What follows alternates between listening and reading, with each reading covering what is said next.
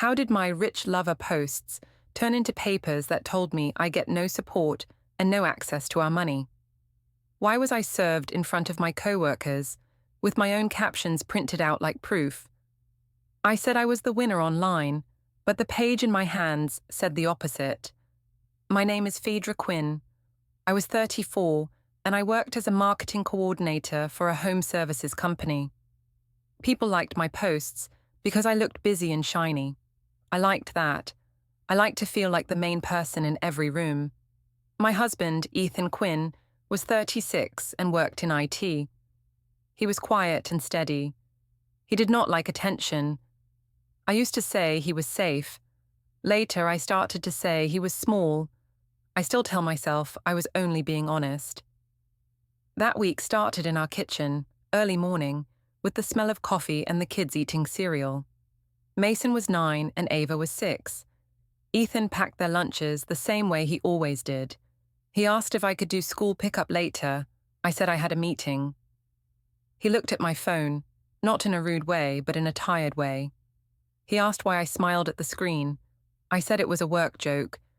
He asked why my phone did not show message previews anymore. I said I changed settings for security. He said it felt new and strange. I told him he was acting paranoid and making normal things into a problem. I did not say the real reason. The real reason was a man named Harrison Mercer. He was older, rich, and he knew how to talk, like every line was part of a movie. I called him Hale because it sounded clean and easy. He sent me short messages with little hints about gifts and trips. He did not ask for much. He mostly asked for my attention and for me to look impressed. I liked that I could be impressed. At home, I felt like Ethan wanted teamwork and chores. With Hale, I felt like a prize. Ethan asked if I was coming to his mom's dinner on Sunday. I said yes, then I added that I hoped nobody would judge my outfit. He asked what I meant.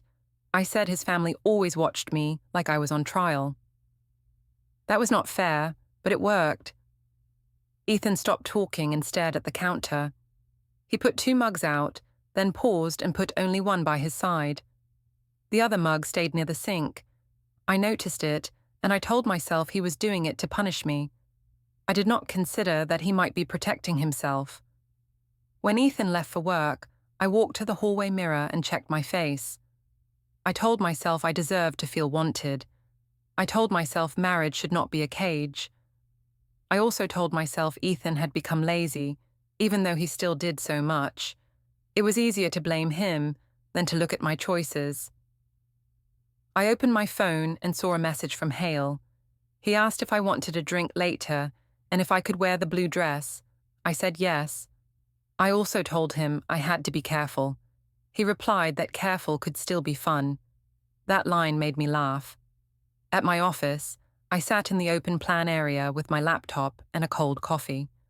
My coworker Jasmine Rios walked by and asked if I was okay. I said I was great and that I was finally focusing on myself. I showed her a message from Hale, but I cropped the name out. I said it was networking and that people like him could help my career. Jasmine asked if Ethan knew. I said Ethan did not support my growth and that he got jealous when men respected me. Jasmine looked unsure, but she still smiled. I could feel her curiosity. I fed it because I liked the feeling of people leaning in. At lunch, I went into the break room with Talia Brooks, my friend from outside work who sometimes visited near my building. She acted like she was a small influencer. She always had ideas about content and captions. She asked if I still felt stuck at home. I said yes. I said Ethan treated me like a roommate, not a wife. I did not say that I treated him like an employee. Talia asked if I had someone new.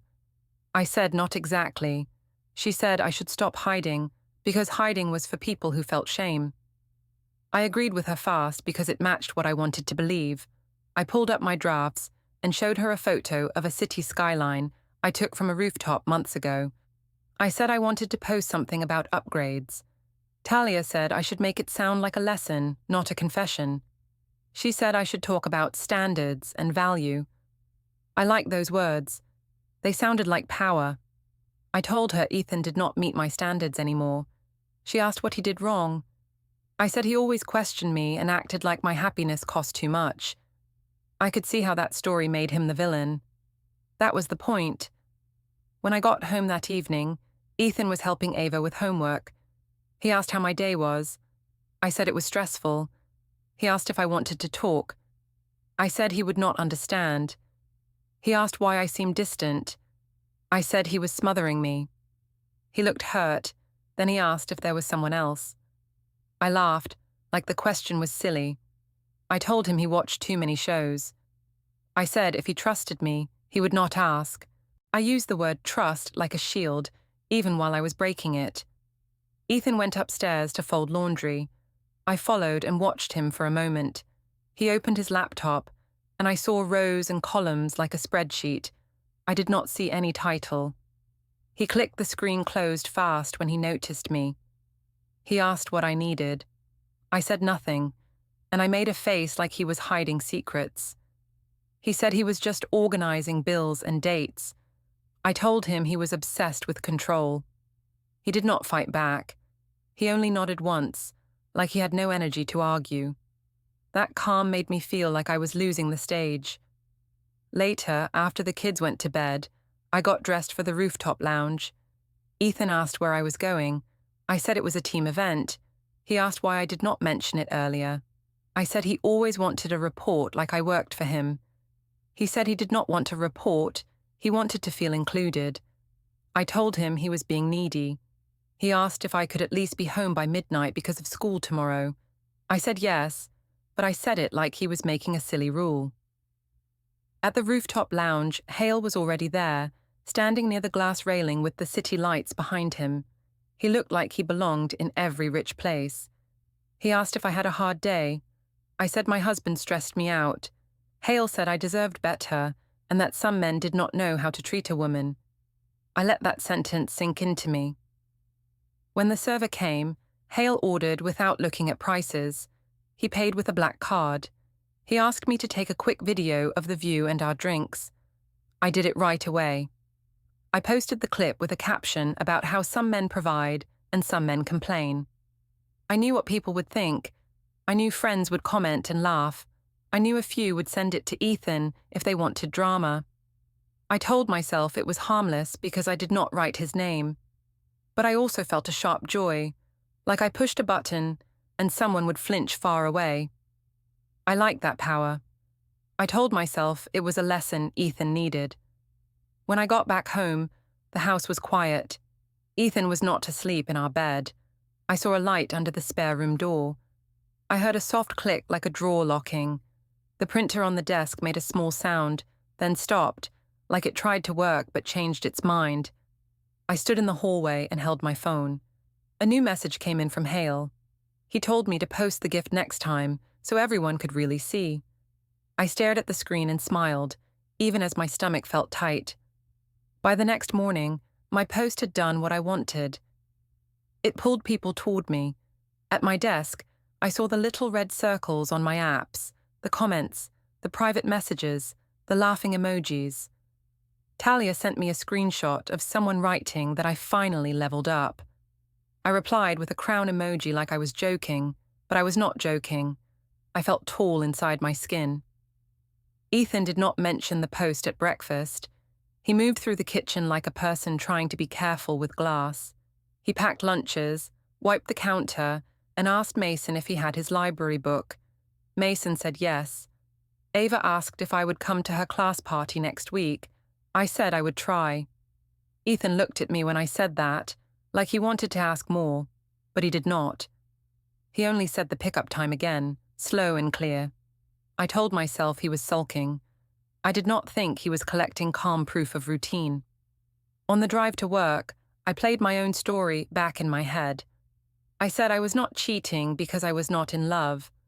I said I was only enjoying attention. I said Ethan had stopped trying, so he had no right to complain. These thoughts came easy. They sounded like rules I did not have to break. At lunch, I met Talia at the gym lobby near my office. She wore bright leggings and held her phone like a tiny microphone. She asked if I wanted to film a glow-up walk. I laughed and said yes. I told her I wanted a new profile photo too. She said a woman should never hide her wins. She asked if Ethan saw the post. I said he probably did, and that it was good for him. I said men act better when they fear losing you. Talia said that was true and that I should keep pressure on him.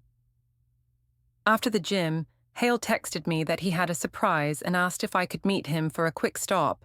I asked where. He replied with an address and a car emoji. When I saw the location, my heart jumped. It was a luxury dealership near the highway. I told myself it was silly to go, but my hands were already fixing my hair in the car mirror. The dealership smelled like leather and clean air. Hale greeted me with a soft smile and asked if work was hard. I said yes, and that my husband did not understand ambition. Hale said some husbands fear a woman with options. That sentence felt like a warm drink. He guided me to the waiting area and offered me sparkling water like we were important people. Then he pointed to a glossy SUV and asked if I liked it. I said it looked expensive. He said expensive was not a bad word. He asked if I wanted to sit inside and feel it. I did, and I watched the screen lights glow under my fingers. Hale took a photo of me holding the steering wheel. I took one too, but I framed it so the logo on the wheel was only half seen. It was enough to hint. Hale asked if I would post it. I said maybe later. On my phone, I wrote a caption in my notes. I tested different lines like I was cooking. I wrote, "New doors open when you stop begging at old ones." I wrote, "Upgrade season." I wrote, "You don't argue with a woman who knows her worth."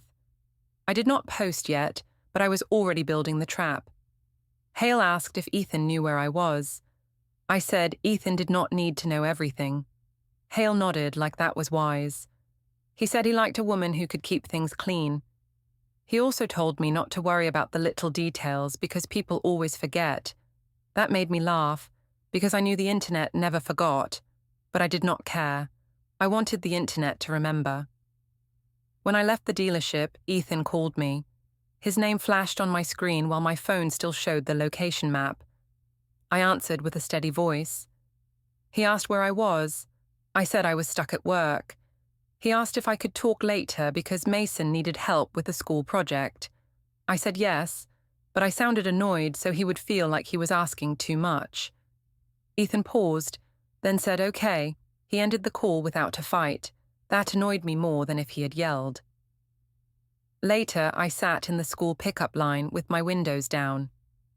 Parents were talking in small groups. Some of them smiled at me in a way that felt sharp. One mom, a woman named Celeste, walked closer and asked if I was the one who posted about some men provide.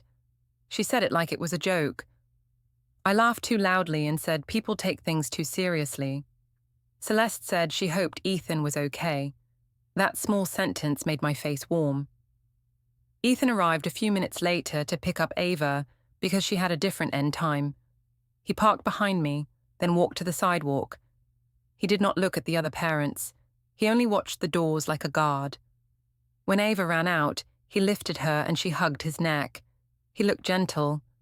For a second, I felt something like shame. Then my phone buzzed again, and the feeling went away. At home, I opened my social app and posted the steering wheel photo. I cropped it so it looked like a life moment, not an ad. I used the caption, "Some women wait, some women move." The comments arrived fast. Talia wrote that she loved this era. Jasmine liked it, then unliked it, then liked it again. I noticed those tiny moves and I enjoyed them. That night, Ethan asked if we could talk after the kids slept. I said we could talk now. He asked why I lied about where I was during his call. I said I did not lie. I was at work stuff. He said the background noise did not sound like my office. I said he was being creepy and tracking sounds. He asked if there was someone else. I said he was inventing a story because he wanted to control me. Ethan looked at the wall for a long moment. Then he said he did not want to fight in front of the kids. He said he wanted peace at home. I said peace was just a word men use to make women quiet. Ethan did not answer that. He just nodded once, like he was closing a door inside himself. Later, when I went upstairs, I noticed his phone on the dresser, lighting up with a calendar reminder. I only saw it for a second. It said, "Meeting, personal," and it had a time. I told myself it was nothing. I told myself he was probably planning to complain about me to someone. I did not think he was planning to protect himself. I walked into the bathroom, closed the door, and rehearsed my next post in my head like a speech. On Saturday morning, I acted like everything was normal. I made pancakes for the kids and posted a picture of the plate with a caption about soft life. Ethan cleaned the kitchen while I held my phone above the table like it was my real job. He asked if we could keep the day simple. I asked what he meant. He said the kids needed calm. I said, calm was easy when a man did not create tension. He looked at me like he wanted to answer, then he did not. We went to Mason's soccer field before noon. The parking lot was full and loud. Other parents stood in small groups with coffee cups. I walked in like I was arriving on a stage. I wore a fitted jacket and sunglasses, even though the sun was weak. I wanted people to notice my new energy. Ethan carried the folding chairs and the water bottle bag. He did not complain. He asked where I wanted to sit. I said anywhere, like I did not care. Then I picked a spot close to the center so everyone could see me. Ava ran toward the snack table. Mason went to his team and waved at Ethan first, not at me. That irritated me more than it should have. Talia showed up too, even though she did not have a child on the team. She said she was there for support. She asked if she could film a little family moment. I said yes because it sounded sweet, but I knew what it really was. It was content. Ethan asked me not to film the kids. He said it should stay private. I told him he was trying to control everything again. He said he was only thinking about safety. I said safety was an excuse men use when they feel weak. His face changed, but he kept his voice low. He said we could talk later. I said we did not need to talk because the problem was clear. During the game, I held my phone in my lap and watched Ethan more than I watched Mason. He clapped at the right times. He helped a coach with cones. He tied a shoelace for a kid who was not ours. He looked like a good man in a boring way. I hated that he looked good. It made my story harder to sell. So I pushed. I leaned toward a group of moms behind me and said Ethan was lucky I still showed up. I said most women would leave a man who stopped trying. One mom asked what I meant. I said romance matters and that I felt alone in my marriage. I did not say I made Ethan feel unwanted for months. I let the moms fill the blank with their own fears. When Mason scored, Ethan smiled in a real way. I filmed Ethan's smile and his hands clapping. I posted it with text over the video that said, "Bare minimum king." I told myself it was just a joke. I told myself Ethan needed to see he could be replaced. I did not think about Mason seeing it later. I did not think about people saving it. After the game, Ethan asked why I posted that. He asked if I wanted the kids to read it one day. I said the kids would be fine and that he was too sensitive. He said sensitivity was not the issue. He said respect was the issue. I laughed and said, respect follows results, and I had results. He looked at me like that sentence hurt him, but he still did not raise his voice. We left the field and went to my sister Brooke's salon. Brooke insisted I come because she wanted to refresh my hair color. She said it was part of my new season. The salon smelled like shampoo and hot tools. Brooke's coworkers smiled at me like I was a celebrity. I liked that feeling. I sat in the chair and watched myself in the mirror while Brooke worked.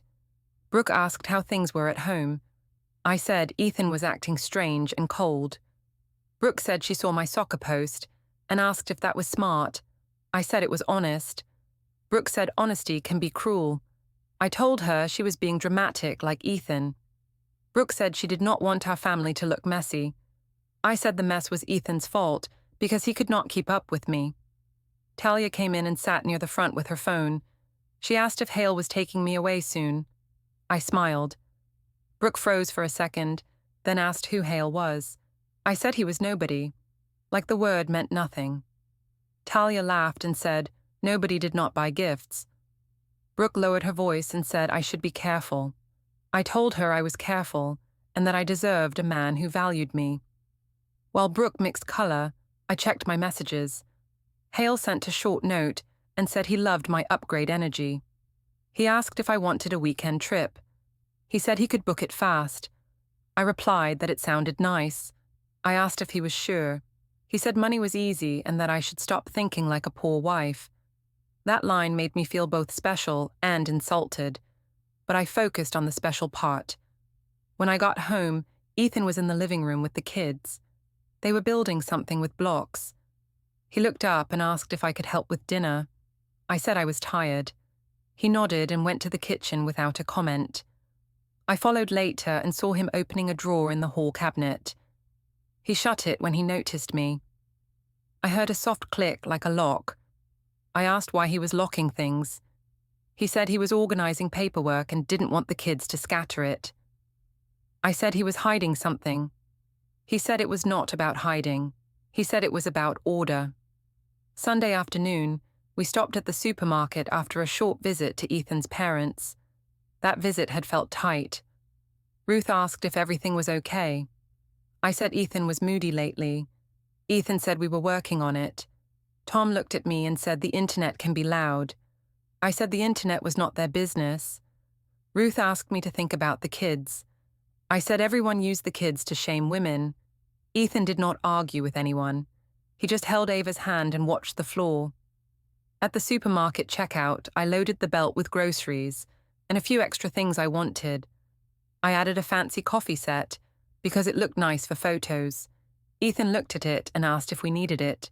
I said yes, because I work hard and deserve nice things. The cashier scanned everything. I tapped my card with confidence. The machine beeped and flashed an error.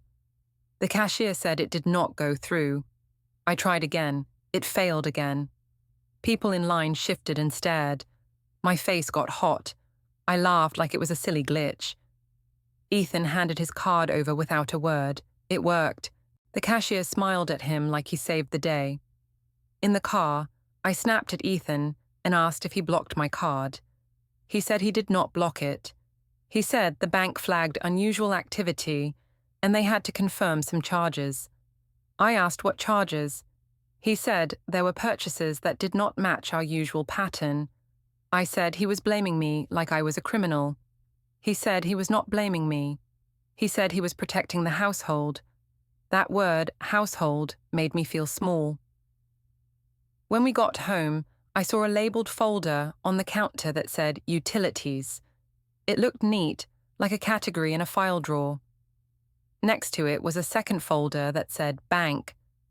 Ethan walked in behind me and moved them slightly, like he didn't want me touching them. I asked what he was doing. He said he was making sure everything was clear. I said he was planning something. He said he was planning stability for the kids. That night, I lay in bed and scrolled through comments on my bare minimum King post. Some people laughed. Some people said I was mean. I replied to the laughter and ignored the rest. I told myself the mean comments were from women who accepted less. I told myself I was teaching Ethan a lesson.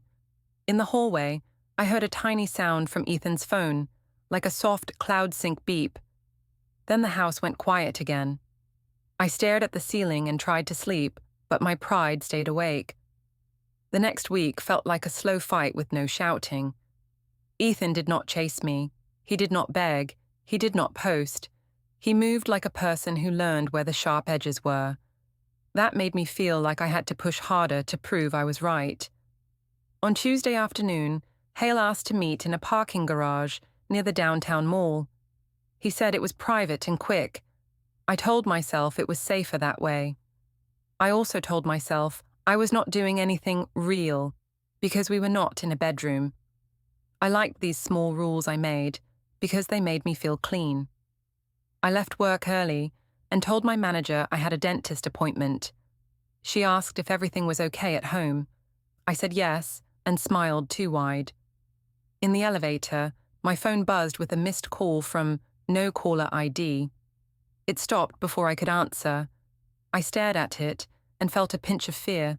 Then I blamed Ethan in my head. I told myself he was trying to scare me.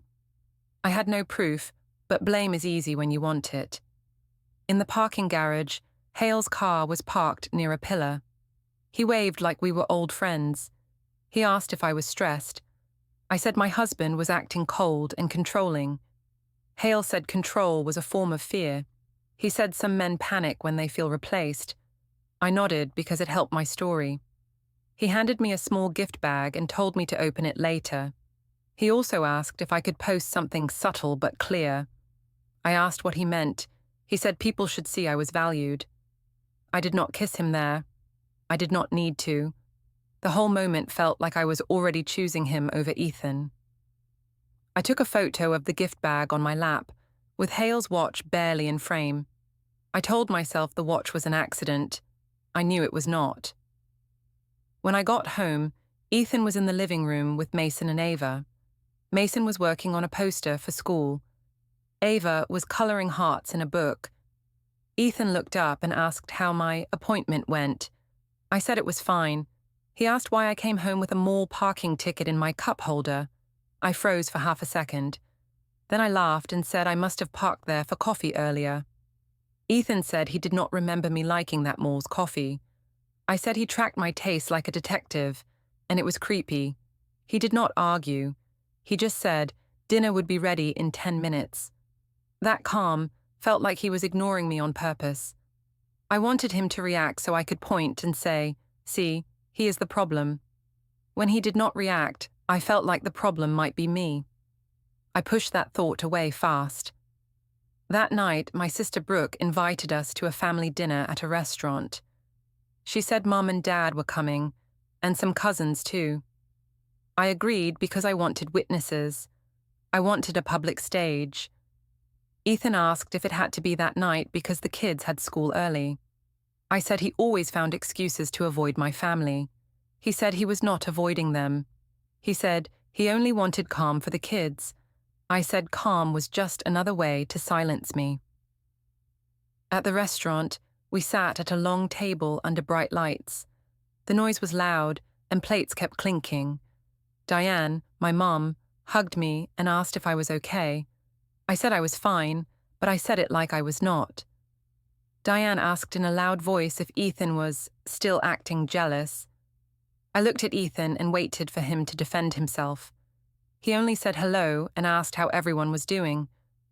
Brooke leaned close and told me to keep it normal. I told her I was being normal. Gary, my dad, asked Mason about school. Mason answered in short words. Ava sat on Ethan's lap and played with the straw wrapper. She looked calm with him. That bothered me, even though it should not. When food came, Diane started talking about how women should not shrink for men. She looked at me and said, I deserved to be celebrated. I said I agreed. Then I said I felt alone in my marriage. I said Ethan treated me like a roommate. I said I did everything and got nothing back. It was not true, but it sounded true in that room.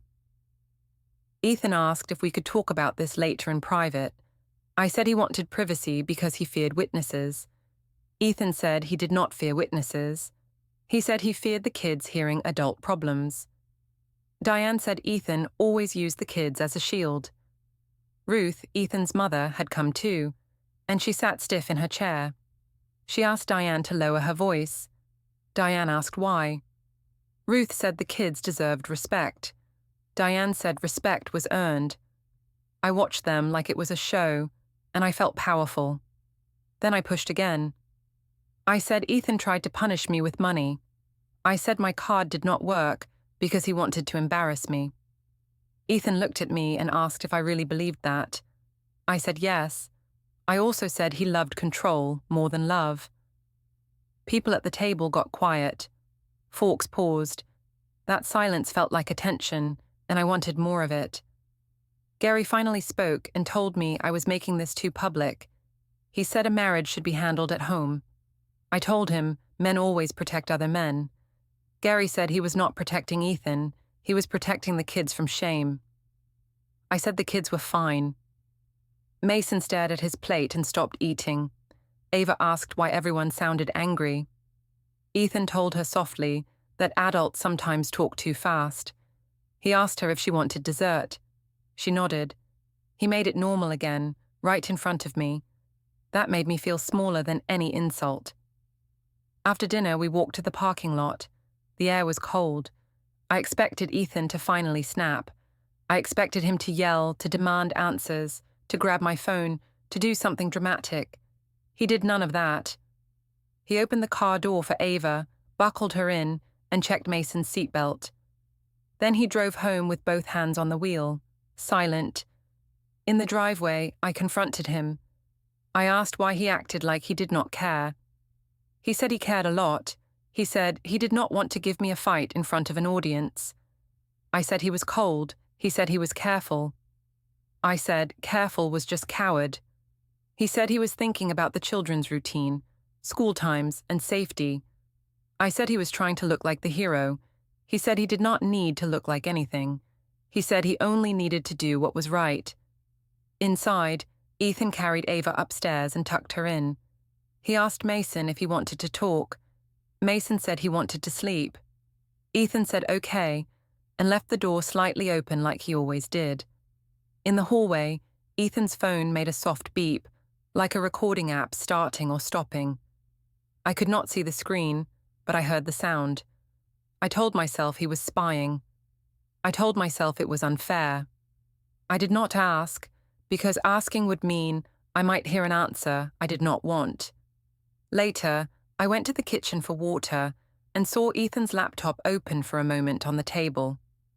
I saw tabs that looked like storage options, delivery tracking, and notary near me. He closed the screen when he heard my steps. He said he was ordering supplies for work. I said it looked personal. He said it was fine. His voice was calm, like a door shutting without a slam. I went back upstairs and checked my phone. Hale had replied to my restaurant story and said I handled it like a queen. I stared at that message. For a second, I felt proud again. Then I heard Ethan lock the spare room door. Click, clean, and final. My pride stayed, but something else grew under it, a thin fear that I could not name. On Thursday morning, I woke up with a plan. I told myself I needed to control the story before Ethan did. I told myself the internet was my shield. If enough people believed me, then Ethan would look like the problem no matter what he said. In the kitchen, Ethan was already up. He packed lunches and set out 2 plates for the kids. He did not set one for me at first, then he did, like he remembered he should. Mason asked if we could all go to his soccer practice on Saturday. Ethan said we would see, depending on homework. I said yes too fast, like I was proving something. Ethan looked at me and asked if I could please keep the weekend calm. I said calm always meant me being quiet. He said he did not want me quiet. He wanted the kids safe from adult drama. I said he was acting like a saint. He said he was acting like a father. At work, the air felt different. People watched my phone more than my face.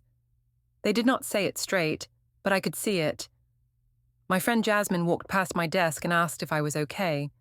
I said I was great and that I was finally choosing myself. Jasmine glanced at my screen, where comments were popping up. She asked if I thought this was wise. I asked what she meant. She said, work and public posts can mix in messy ways. I told her she sounded like Ethan now. She said she was only worried. Around noon, my manager sent a message and asked me to step into a small meeting room. The room had a plain table and 2 chairs. My manager shut the door softly and said HR had concerns. She said my post mentioned money, providing, and upgrades, and people were connecting it to my family life. She asked if there was any conflict that could spill into the office. I said no. I said it was all personal, and people were jealous. She asked if I could keep my social media separate from our company name. I said I never posted the company name. She said I posted from the building and tagged locations. I said I like sharing my life. She told me she was not judging my life, but the office needed stability. She asked if I could stop posting about my marriage for a while. I said I was not posting about my marriage, I was posting about growth. She said perception matters. That word made me angry. I told her perception was just other people's insecurity. She asked me to think about my job. I nodded like I agreed, but inside, I decided to post even more. I wanted to show I could not be controlled. Back at my desk, I opened my phone and drafted a story. I wrote a line about how some men try to control women with money. I did not name Ethan, but I made it obvious. I told myself it was a warning, not an attack. Then I messaged Hale and asked him to comment something supportive. He replied that he would, but he also told me to be careful at work. That annoyed me. I did not want Hale to sound cautious. I wanted him to sound proud of me. After work, I went to the pharmacy to pick up vitamins for the kids. The line moved slowly. People stood close, and I could smell hand soap and cough drops. My phone buzzed with a text from Ethan. He asked what time I planned to be home, because Ava had a reading sheet due tomorrow. I replied with a long message. I told him he was treating me like a babysitter. I said he liked routines more than love. I said he was punishing me with silence. I waited for him to answer with anger so I could screenshot it. He did not. He only replied with one sentence about the pickup time and the kids' bedtime. That made me feel like my words were bouncing off a wall. I texted again and asked if he even cared. He replied that he cared, but he would only discuss child logistics by text. I stared at that line while the cashier called the next person. I felt exposed, like he was telling me I could not pull him into my drama anymore. At home, Ethan was in the living room helping Mason cut paper for a school project. Ava sat beside him with her book. Ethan asked if the pharmacy was busy. I said yes. He asked if I could read with Ava after dinner. I said I was tired. He said okay, and he did not push. That should have made things easier, but it made me restless. If he did not fight, then what was I fighting against?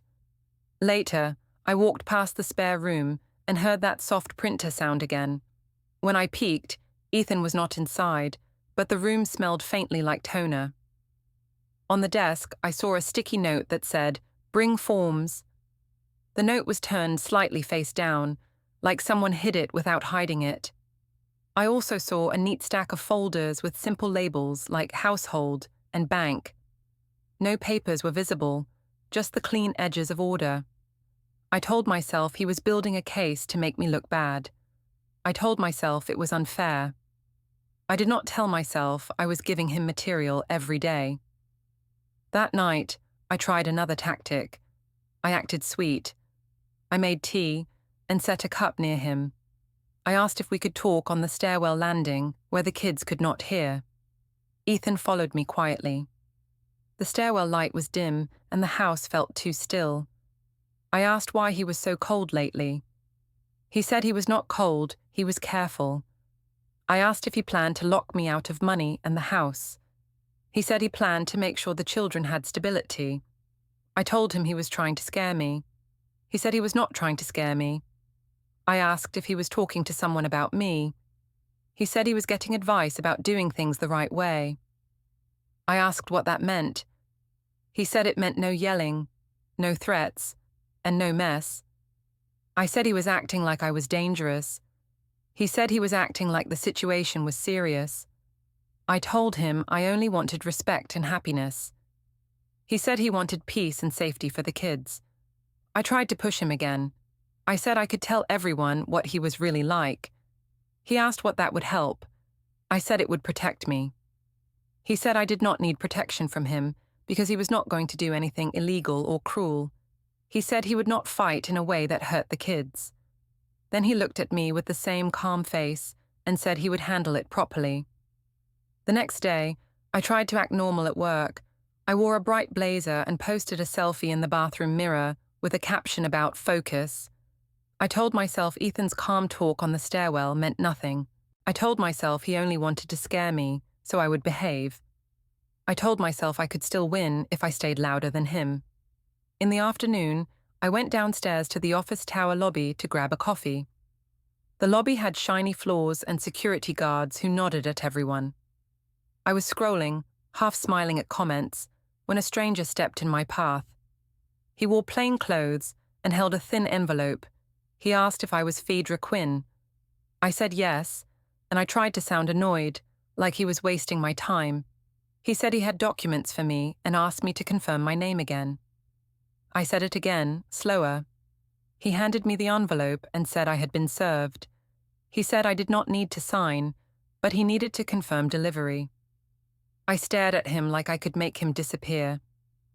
He repeated my name one more time, then he turned and walked away. The whole thing took less than a minute. It felt like a spotlight.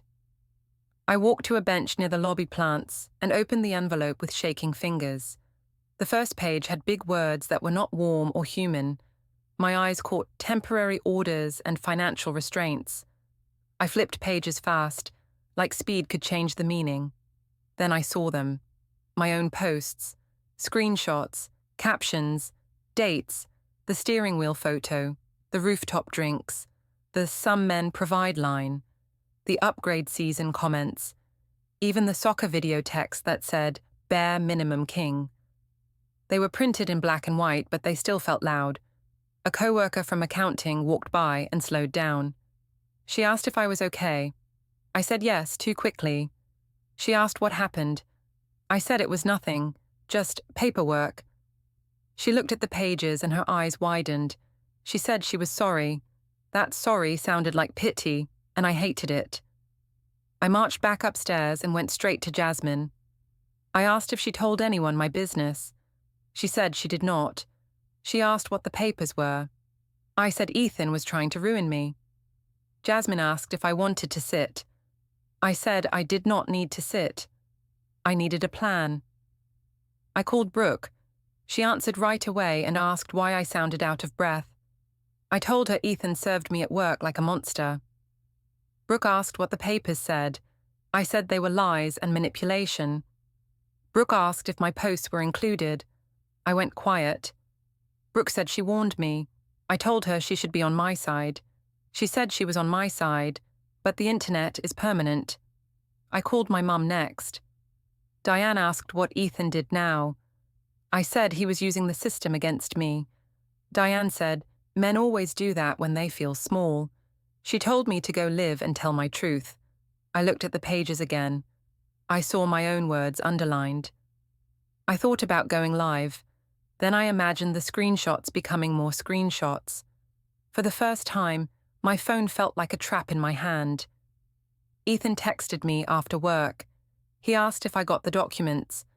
I replied that he humiliated me in public and that he was cruel. He replied that he was keeping it lawful and calm. He said we should follow the schedule for the kids. That line made me feel sick because it sounded like he already had a schedule. I drove to the courthouse because I needed to feel like I was doing something. I told myself I could explain everything to the right person and they would understand. The courthouse lobby was bright and cold. People sat in rows with folders and tired faces. I saw Ethan near a wall, holding a simple folder. Ruth stood beside him, not touching him, but close. Ethan looked up when I came in. He did not smile. He did not glare. He looked like a person who had already cried in private and did not want to do it again. I walked to him and asked what he thought he was doing. He said he was doing it properly, like he told me. I asked why he brought my posts into it. He said I made them public, and public things become evidence. I said those posts were jokes and a vibe. He said the dates and the money were not a vibe. Ruth asked if I wanted to talk in a quieter corner so the kids would not hear later. I said the kids were not even here. Ruth said that was the point, to keep them out of it. That calm tone made me feel like I was the loud one in a library. A clerk called a name, and people stood up, then sat down again. Time moved in small blocks. Ethan said he was not here to argue. He said the temporary orders were already issued and we needed to follow them. I asked what orders. He pointed to the pages in my hands and said they explained it in plain language. I read them again, slower, while my throat tightened. The orders restricted my access to the joint accounts except for basic living costs.